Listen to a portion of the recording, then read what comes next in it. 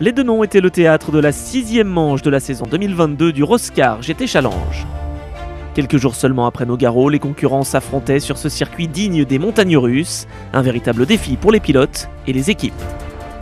Philippe Naniche et Christian Rossi pouvaient se réjouir de la présence d'une vingtaine d'engagés pour cette étape gardoise qui voyait le retour de quelques têtes connues du championnat. À 3 manches de la fin de saison, les candidats au titre abordent cette épreuve avec de l'ambition sur une piste toujours très appréciée. Toujours un plaisir de venir au Roscar, une belle ambiance avec toutes les équipes, avec tous les pilotes. C'est vraiment des super week-ends entre amis.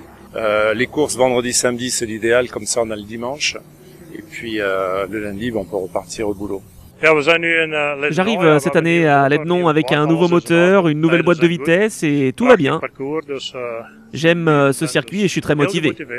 Alors un très bon circuit, comme beaucoup disent ici. Au début de la journée, on n'aime pas trop et à la fin, on en tombe amoureux. On a beaucoup de dénivelé, on voit pas grand-chose au-dessus des virages, etc. Très compliqué de rester concentré et de regarder au bon endroit. Mais là, cet après-midi déclic et je mets les bons regards et là, tout va bien et j'adore ce circuit. On essaye de s'améliorer avec Lucas, qui est pas là aujourd'hui à Les Denons. Moi, j'aime beaucoup Les Denons et Jean-Philippe Belloc notre coach est là. Et il a fait des temps exceptionnels, donc c'est toujours intéressant de regarder des vidéos et de voir comment la voiture peut passer à des endroits. Et c'est ça qui est assez passionnant parce que il y a vraiment un plaisir sur ce circuit. Les Denons est une très belle piste. C'est la première fois pour moi avec cette voiture. C'est donc un apprentissage. Je connais déjà le circuit, mais la Porsche est nouvelle pour moi. C'est un véritable plaisir de piloter ici. Comme il est de coutume, les concurrents assistent au traditionnel briefing dispensé par Pascal Mangiapane en ouverture de week-end, afin de connaître les règles essentielles de sécurité qui permettront à tous les participants de vivre une épreuve agréable. Une fois briefés, les concurrents participent aux 2 séances qualificatives de 10 minutes, une par pilote, pour tenter de décrocher une bonne place sur la grille de départ. Pour leur retour, Yann Panlou et Olivier Favre se sont illustrés avec la Porsche numéro 1. Les champions en titre partiront de la pole pour la première course devant Thomas Winkler et Jos Janssen. Pole position en R0 pour la BMW M6 de Franck Robet, qui partira juste devant le poleman de la catégorie R2, Georges Canas. Enfin, en R4, meilleur temps pour Romain Valère, au volant de sa Porsche Cayman GT4 numéro 56 de l'équipe 911 Impact.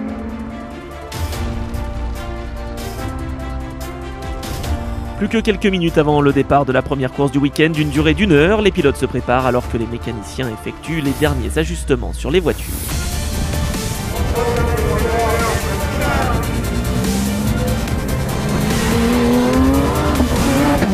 Et c'est parti pour cette première confrontation avec le meilleur départ pour le poleman, Yann Panlou.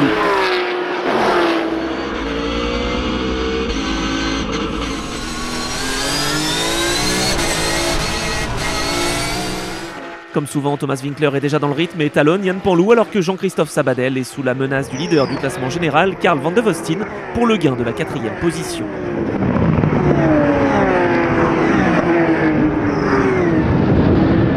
Sixième, Damien Roche sur la Porsche numéro 22 tente de s'accrocher sous les yeux des spectateurs présents, tandis que dans le peloton, César Van de Vostin est menaçant sur Alfred Winkler pour la 10e position.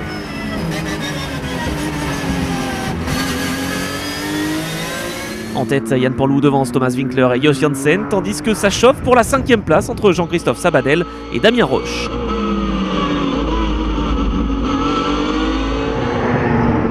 Superbe dépassement de la part du pilote de B Autosport qui est désormais à la poursuite de Carl Van de Vostin. Georges Canas et Franck Robet, respectivement leader R2 et R0, sont roue dans roue alors que César Van de Vostin confirme son amour pour les Denons puisqu'il menace désormais Florian Rias pour le gain de la 9e position.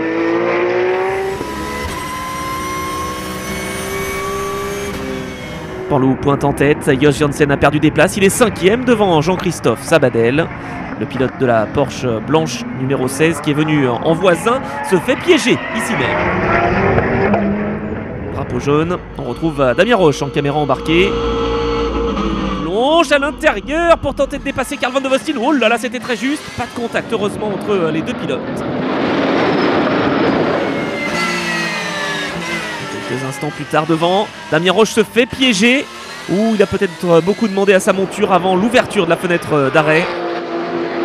Libéré de son adversaire, Carl Van de Vostin attaque désormais Thomas Winkler pour le gain de la 2e place.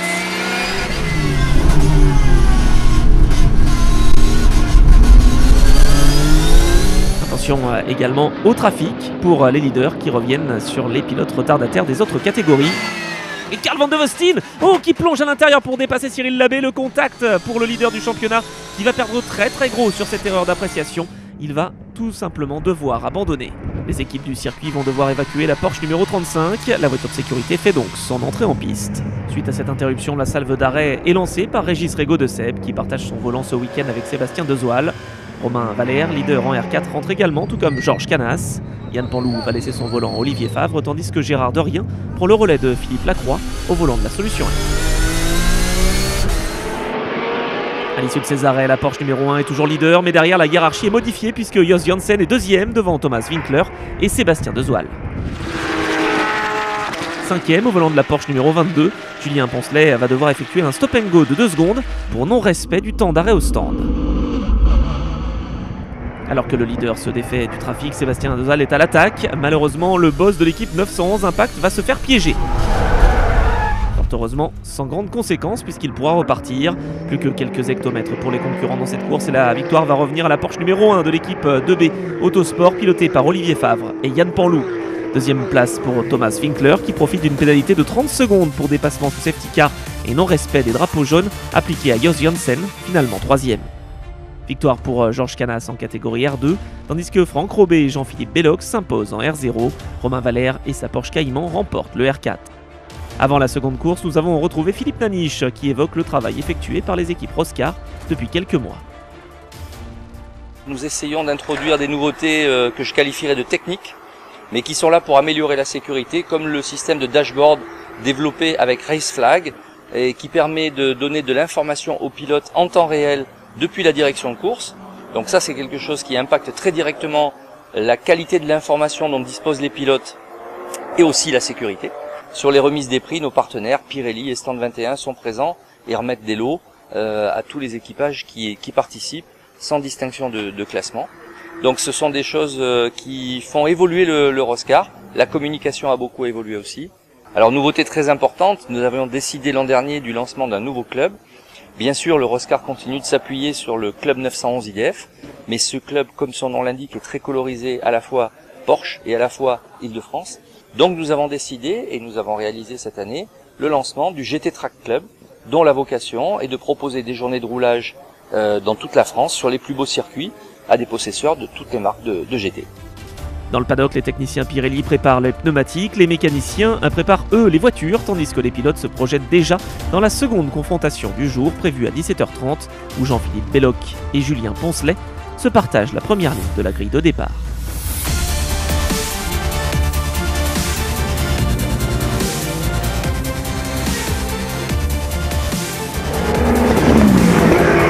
C'est parti pour cette deuxième course. Jean-Philippe Belloc, leader avec la BMW numéro 14, juste devant Julien Poncelet et la Porsche numéro 22.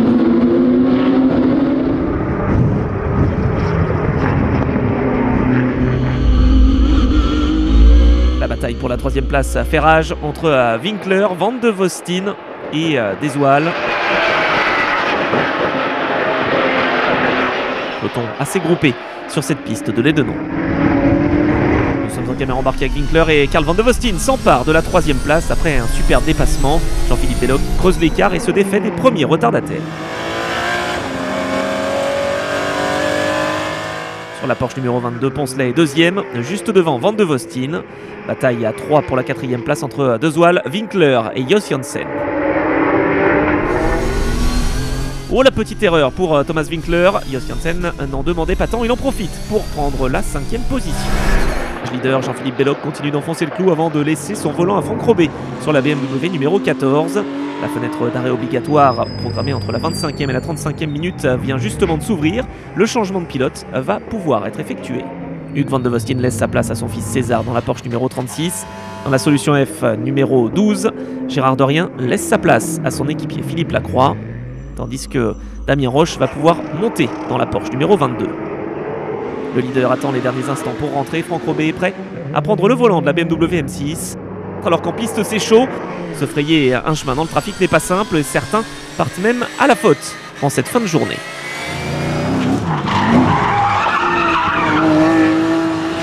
Franck Robé, leader dans la BMW numéro 14 devant la Porsche numéro 22 de Damien Roche qui effectue sa dernière course de la saison. Il résiste au retour de Karl van de Vostin. Une superbe lutte à quelques tours de l'arrivée entre les deux Porsche pour le gain de la deuxième position. Derrière, on retrouve Thomas Winkler à l'attaque sur Jos Janssen et ça passe au freinage du pont. Le pilote Itris Racing est désormais 4e.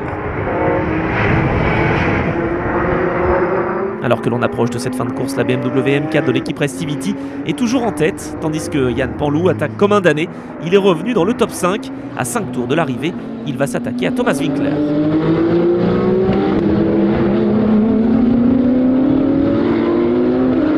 Une attaque qui porte ses fruits puisqu'il s'empare à son tour de la 4e position.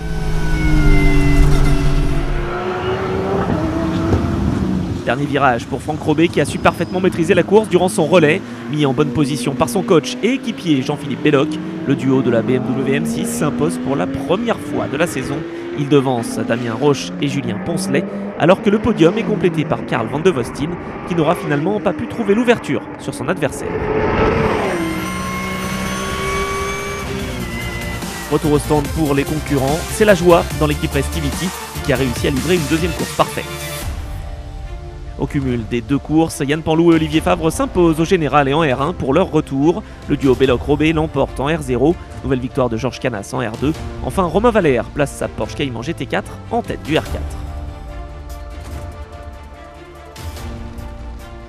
Jean-Philippe a super bien roulé, la voiture aussi, il a surtout très bien marché ce week-end, c'est déjà ça. On a pu faire ce qu'on espérait faire, c'est-à-dire faire une très belle course, propre. Franck a été super, il s'est retrouvé en tête, c'est la première fois qu'il vivait ça. Il a super bien roulé, moi j'ai eu la chance de pouvoir rouler devant, donc c'était bien. C'est bien régalé, c'était super. Je me suis battu avec Karl, ça a été un peu chaud même à un moment, je m'excuse auprès de Karl. Parce qu'en plus Karl, je l'apprécie énormément et voilà, c'est quelqu'un de bien et je pense qu'il mérite de gagner le championnat sans problème. Pour nous, retour parfait, on retrouve en fait les potes, très sympathiques, et puis il faut remercier l'équipe de B, qui grâce à eux nous font des voitures juste exceptionnelles. Les noms, un circuit qui nous réussit plutôt bien. Ce matin, on a fait l'écart, on a été un petit peu aidé par les circonstances avec le safety car, et cet après-midi, on a géré cet écart et pour avoir la victoire à la journée. Un week-end de Oscar ne peut se conclure sans les traditionnels podiums récompensant les vainqueurs de différentes catégories. Les pilotes auront livré de belles batailles en piste et se préparent déjà à se retrouver sur le circuit bourguignon de Dijon-Prenois dans le cadre de la 7e et avant-dernière manche de la saison du Roscar GT Challenge les 28 et 29 octobre prochains. D'ici là, si vous souhaitez obtenir plus d'informations ou vous engager pour cette épreuve, n'hésitez pas à visiter le site roscar.fr ou la page Facebook Roscar GT Challenge.